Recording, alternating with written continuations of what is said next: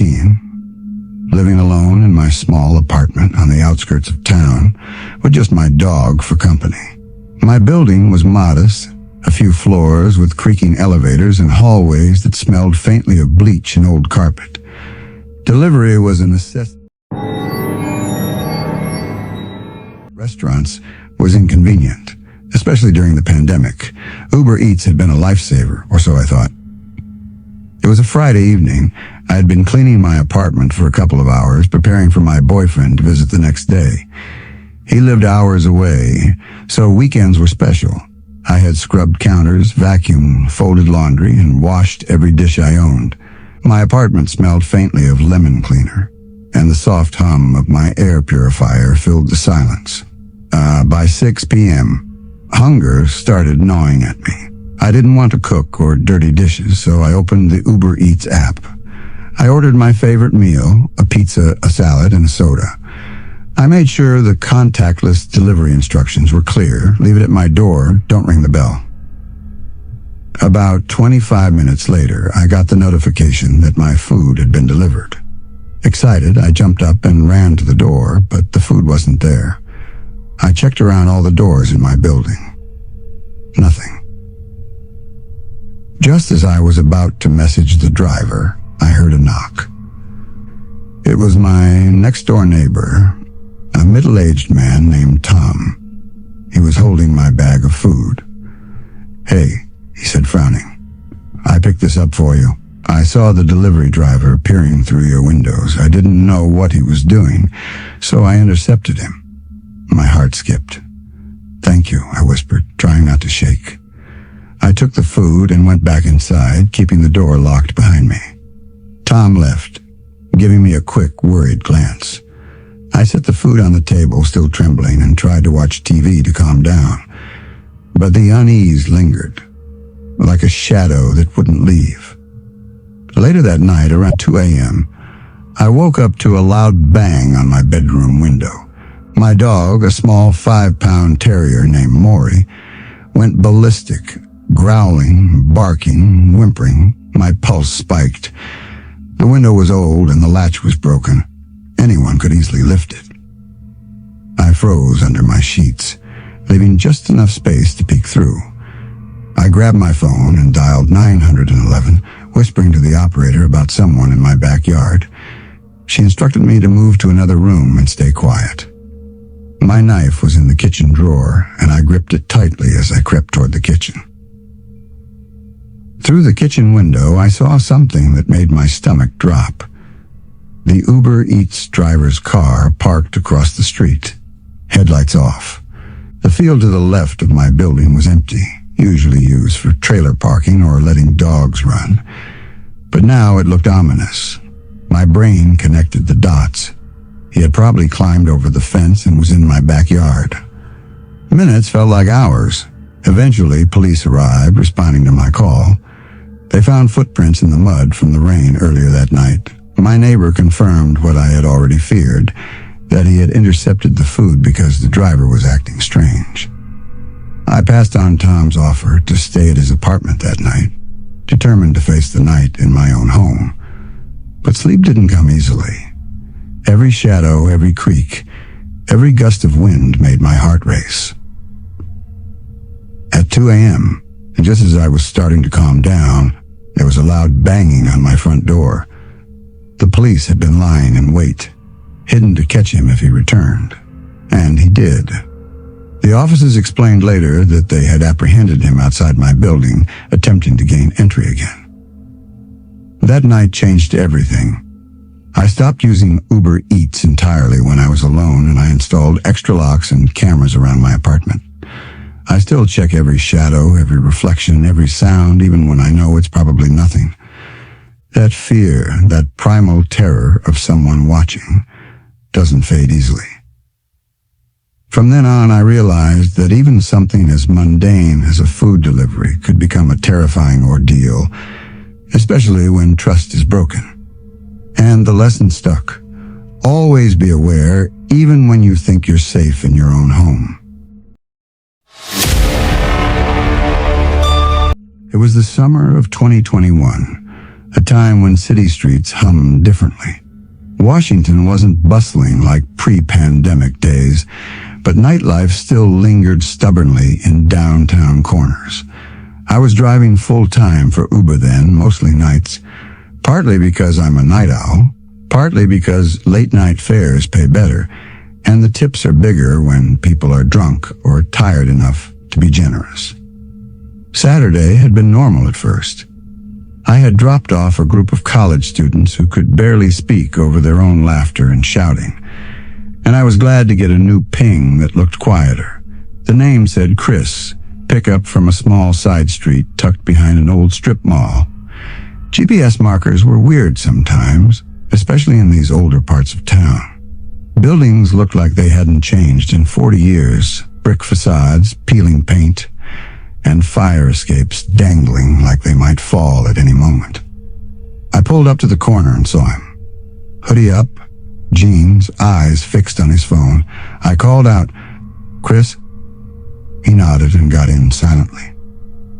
He smelled normal, sober. Not a trace of alcohol, nothing, just quiet. I started the ride. The destination was suburban, about 25 minutes away. The kind of neighborhood where the streetlights are so sparse that some stretches feel like you're driving through a tunnel of shadows. 5 minutes in, I noticed something strange. Chris had his phone out, flashlight on, but he wasn't looking at messages. He just held it flat in his lap, light pointing slightly upward toward my seat. I asked cautiously, "Everything okay back there?" "Yeah," he murmured, switching it off. Silence returned it. By the time we got close to the destination, it was pitch dark. The house in question had no lights on inside or out. "Not a porch light, nothing," I repeated. "Is this the right place?" He didn't answer, just stared ahead. I felt the first twinge of real unease. Normally, someone would speak, give directions, even mutter a thanks. Chris didn't. He just sat there, rigid, as if frozen in time. I parked. "Have a good night?" I ventured. Nothing. Finally, he reached for the handle, opened the door but left it ajar, and stepped outside. I waited, unsure whether I should drive away. Seconds stretched. 20, a minute. Then softly, "I need to go back." "What? Back where?" "To where you picked me up." My heart began racing. A 25-minute ride, and suddenly he wants to reverse it? I told him he needed to request a new ride, but he stayed there, still holding the door, staring at me as if daring me to move. Then he whispered words that made my skin crawl. "I can't. They're not gone yet." I froze. My knuckles whitened on the steering wheel. "Who's not gone?" I asked, careful to keep my tone steady. He didn't answer, just stood there breathing heavily. His chest rose and fell rapidly. Something about his posture, rocking slightly, made it clear he was unbalanced. I wanted to call the police, but my brain froze. Something about him didn't feel criminal, at least not yet. It felt desperate, like a man trapped in his own mind trying to escape from something only he could see. Eventually, he stepped toward the house. I waited, heart hammering, until he reached the porch. The moment I felt safe, I pulled away slowly, locking the doors and taking a few deep breaths. But my relief didn't last. 4 blocks down, I stopped at a 24-hour gas station to use the restroom and get a drink. The night smelled of wet asphalt, gasoline, and the faint aroma of takeout drifting from nearby restaurants. I was gone for maybe 4 minutes. When I returned to the car, my stomach dropped. Chris was in the back seat. Same hoodie, same expression. My brain couldn't process it.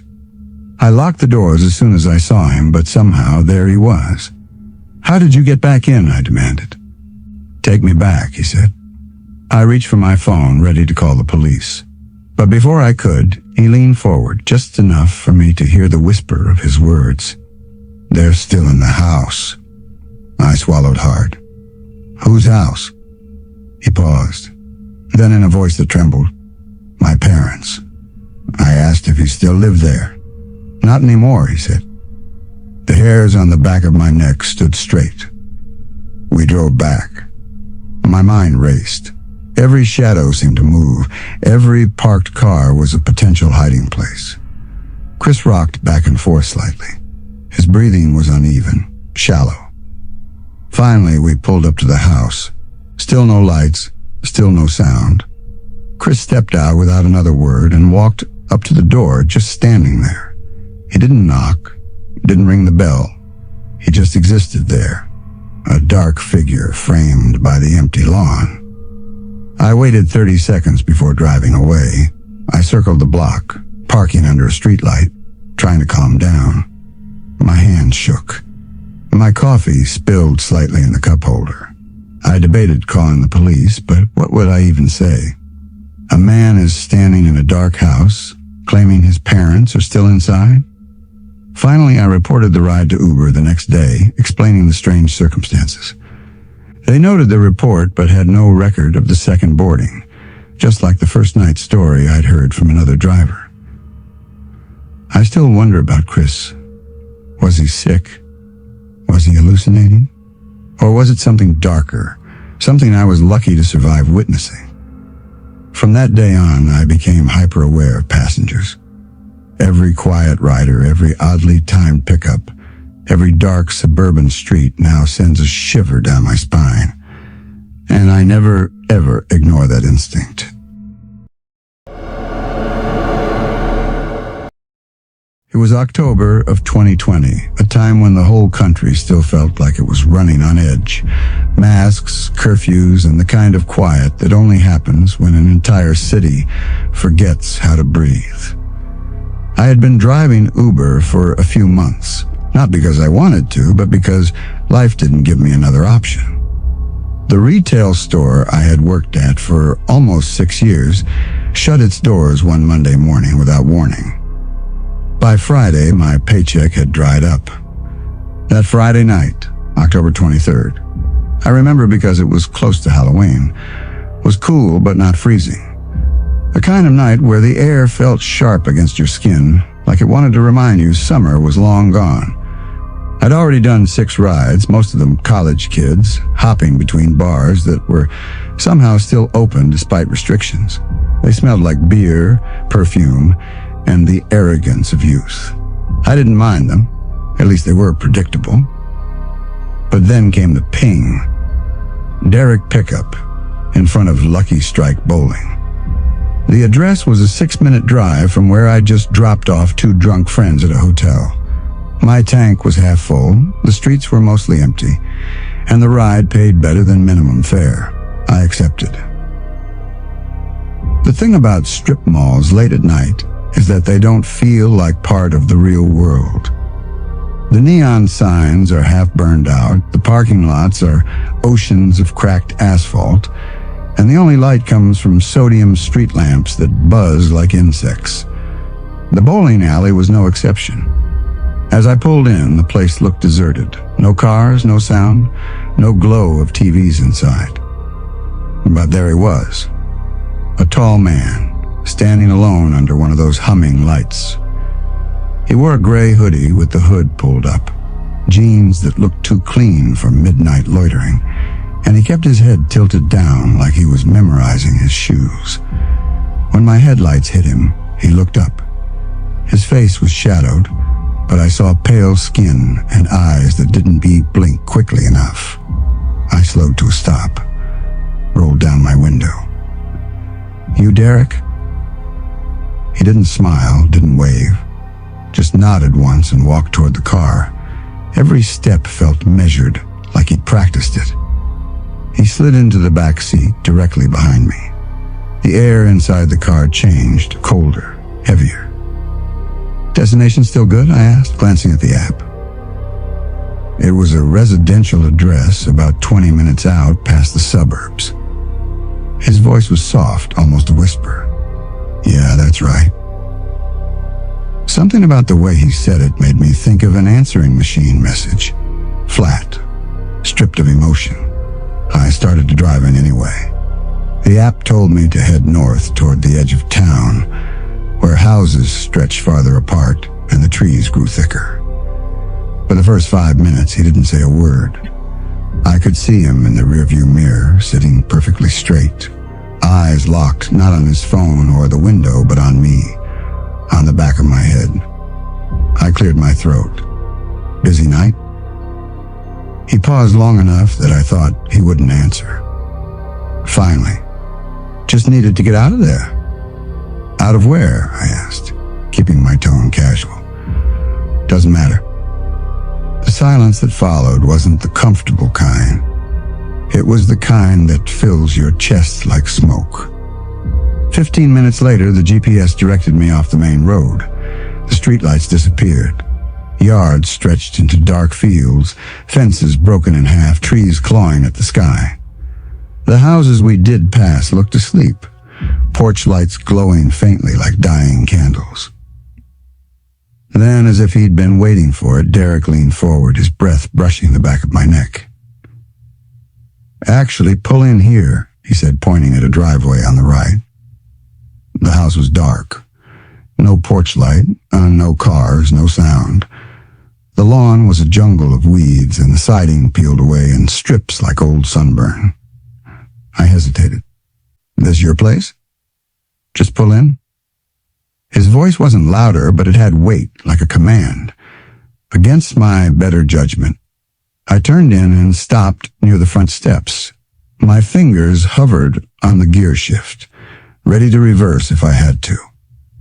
He didn't move at first, just stared at the house. Then he said, "Wait here." He opened the door and walked toward the building, not to the front, but around the side where the shadows swallowed him whole. I sat there, pulse thudding in my ears. 1 minute passed, then 2. Every instinct screamed leave, end the ride, get out. But the app was still running, and a stupid part of me worried about being penalized for ditching a passenger. Finally, I ended the trip manually, pretending that would make everything normal again. I shifted into reverse and froze. Derek was walking back, fast.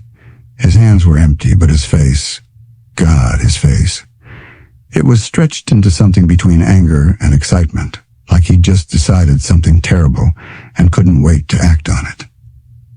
I unlocked the doors automatically, some survival instinct telling me not to provoke him. He slid back in, slamming the door harder than necessary. "Take me to the other place," he said. "What other place?" "Just drive, I'll tell you." "I need it in the app," I replied, forcing my voice to sound steady. "That's how it works." Silence.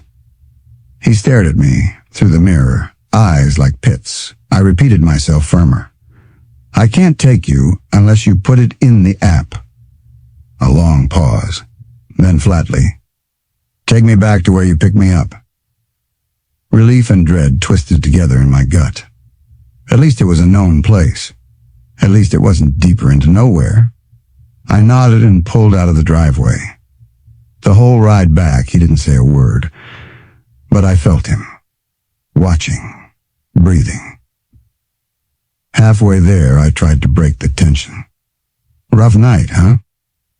He leaned forward again, close enough that I saw his reflection too clearly in the mirror. "You could say that?" "Everything all right?" I asked. "Not yet." That ended the conversation. When we finally pulled back into the strip mall lot, I parked under the same buzzing light. Before I could speak, Derek leaned forward, his mouth inches from my ear. "You ever wonder how you're going to die?" I forced a laugh. "Not really something I think about." He didn't smile and didn't blink. Just leaned back again, like the question was still floating between us. After what felt like hours, but was maybe 10 seconds, he opened the door. Half in, half out, he turned back toward me. "You picked the wrong guy up tonight." The door shut. He walked toward the dark behind the bowling alley and disappeared. I sat there frozen, unable to start the engine. My skin crawled with the realization that I hadn't just given a ride. I had stepped into someone else's story. A story I didn't want to know the ending of. When I finally drove home, I checked the trip details again, needing proof. But the name wasn't Derek anymore. It wasn't anything. Blank profile picture. No ride history. As if the app had swallowed him whole. Uber support told me maybe the ride crashed or the rider canceled. Sometimes that happened.